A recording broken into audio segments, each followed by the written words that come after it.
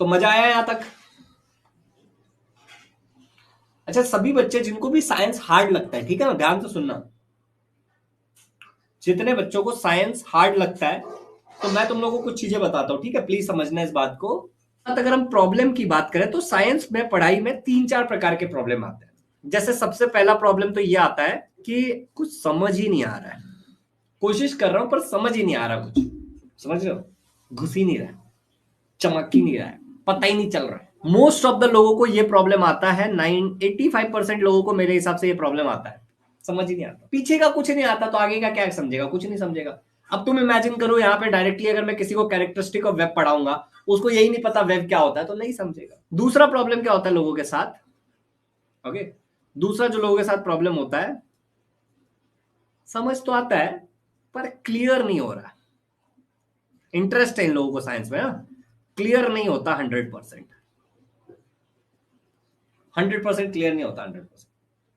ये वो बच्चे होते हैं जिनको साइंस में इंटरेस्ट है, ये बच्चों को इंटरेस्ट है science subject, as a subject अच्छा लगता है साइंस। तीसरा जो प्रॉब्लम आता है इसमें वो होता है समझ भी आ रहा है, सब हो रहा है, पर लर्न नहीं होता। और चौथा प्रॉब्लम आता है कि लर्न भी हो जाता है, समझ भी आ जाता है, ऐसा मेरे को लगता है एग्जाम के टाइम में गोल घोटाला, एग्जाम में घोटाला, एग्जाम में क्या हो जाता है पता नहीं, बहुत लोगों के साथ ये भी प्रॉब्लम, ओके, एग्जाम में अचानक से गड़बड़ हो जाती है। मैं क्लियरली बोलता हूं सबसे पहले, एग्जाम में अगर गड़बड़ हो रहा है इसका बस एक ही रीजन है, lack of practice, lack of perfect practice.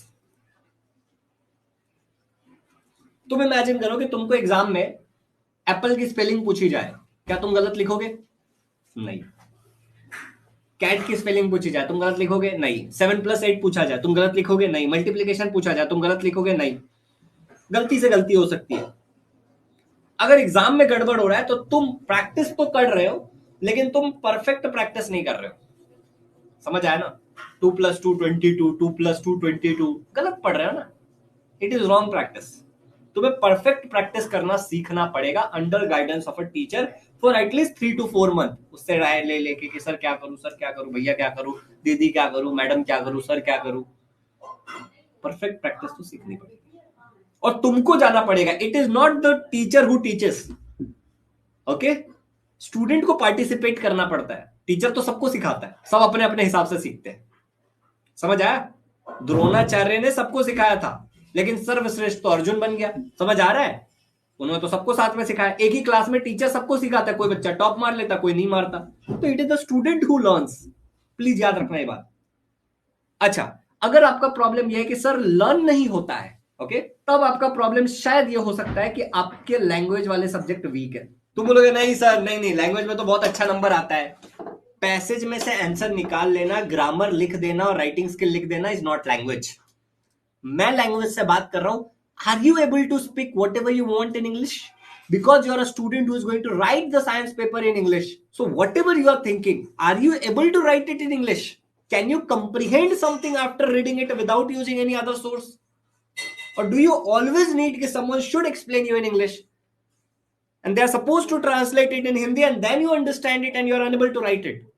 अब इतना जो मैंने इंग्लिश तुमको बोला, अगर ये तुमको नहीं आता है, नहीं समझा, अब किसी को 100% नहीं समझा होगा, किसी को 20% नहीं समझा होगा, किसी को 80% नहीं समझा होगा, मैं इस लैंग्वेज की बात कर रहा हूं। सिखाने वाले तो तुमको सिखा देंगे हिंदी में, धक्का मुक्की ये वो शोर शराबा खल्लास। तुमको भाषा आना चाहिए लिखणे के लिए। जर तुम्ही मराठी मीडियम मध्ये आहात तर तुम्हाला मराठी यायला पाहिजे, तुम्हाला माहित असायला पाहिजे की याला मराठीमध्ये काय म्हणतात आणि तुम्हाला लिहायला यायला पाहिजे। अगर आप हिंदी मीडियम में हो तो हिंदी में उसको क्या बोलते हैं तुमको लिखने आना चाहिए। And if you're in English medium, you are supposed to write it in the English. That is the only option. समझ आया क्या? So the language is the problem.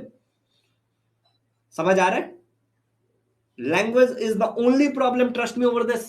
Majority लोगों के साथ ये प्रॉब्लम होता है, उनको पता भी नहीं होता लैंग्वेज प्रॉब्लम है। उनको लगता है लैंग्वेज मतलब क्या, direct indirect speech, question tag, what if, है सत्यानाश। फिर साइंस ही नहीं लर्न नहीं होता तो सोशल साइंस भी नहीं होगा, समझ रहे हो? नहीं होता तो कुछ और भी नहीं होगा, कुछ नहीं होगा फिर भाई। हर चीज लर्न करने में प्रॉब्लम आएगा, फिर लर्न नहीं होता is the problem, science learn नहीं होता is not the problem. And language is the actual cause of the problem, root of the problem. समझा? तो भैया तुमको भाषा आना चाहिए, तुम्हाला भाषा यायला पाहिजे, तुम्हाला ट्रान्सलेशन यायला पाहिजे, तुम्ही जर रीड करता तर तुम्हाला समजायला पाहिजे, आणि जे तुम्हाला समजलंय ते तुमच्या स्वतःच्या वर्ड मध्ये तुम्हाला लिहायला आना चाहिए भाई. ओके, आना चाहिए भाई, बात खत्म. अगर ये प्रॉब्लम है, अगर तुम्हारा प्रॉब्लम है कि क्लियर नहीं होता concept, then you are learning from a wrong teacher. या और ओके, या फिर मल्टीपल टीचर. समझ आ रहा है? Either you are learning from a wrong teacher और you are learning from multiple teacher and you are confused. तुमको ये टीचर भी अच्छा लगता है, तुमको वो टीचर भी अच्छा लगता है. अरे कंफ्यूज ही रहोगे ना फिर. किसी एक पे ट्रस्ट करो, गलत लोगों पे ट्रस्ट मत करो. समझ आ रहा है? किसी एक टीचर पे ट्रस्ट करो, अपने आप को सौंप दो कि हाँ सर मैं सीखने के लिए आपके पास हूं, अब आप जो करना करो, सीखने के लिए मैं हूं आपके पास. Get a trustworthy teacher. मेरा नहीं समझ आता, कोई और टीचर ढूंढो, but trust and search a teacher and then trust them and then learn from them. चीजें समझ आने लगेंगी. समझ ही नहीं रहा, again problem can be language. भाषा नहीं आता तुमको, समझेगा कैसे? इंग्लिश ही पढ़ने नहीं आती तुमको, यही नहीं पता कि कैरेक्टरिस्टिक का मतलब क्या होता है. हाँ होता है, कुछ तो होता है, बहुत बार पढ़ा है कैरेक्टरिस्टिक्स, पर क्या होता है कैरेक्टरिस्टिक्स मतलब? सर कुछ तो होता है. क्या होता है कैरेक्टरिस्टिक का मतलब? सर कुछ तो होता है क्या? समझ रहे हो मेरी बात? लैंग्वेज का प्रॉब्लम हो सकता है, समझ ही नहीं आ रहा. बेसिक्स कमजोर हो सकते हैं, बेसिक ही नहीं क्लियर है, पीछे का कुछ आता ही नहीं है तो समझेगा कैसे?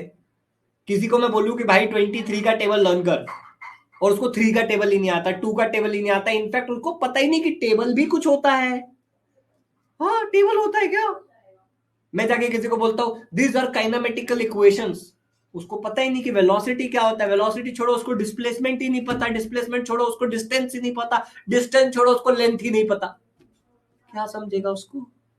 कुछ नहीं समझेगा. टीचर का दोष नहीं है रे बाबा, तेरे को आता ही नहीं है.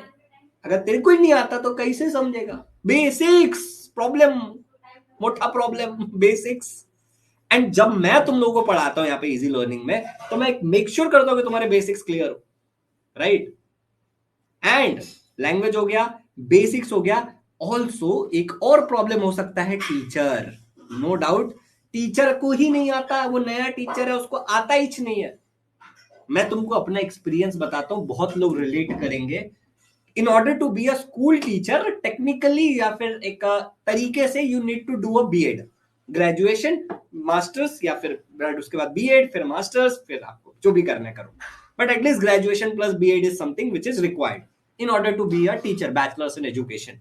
अब मैं जब अपना बीएड कर रहा था तो मेरा पर्सनल अनुभव यह था कि क्लास में मेजॉरिटी बच्चों को पढ़ाने आता ही नहीं था, एंड दैट इज ओके क्योंकि वो सीखने आए थे और मैं पढ़ाता था तो मुझे आता था.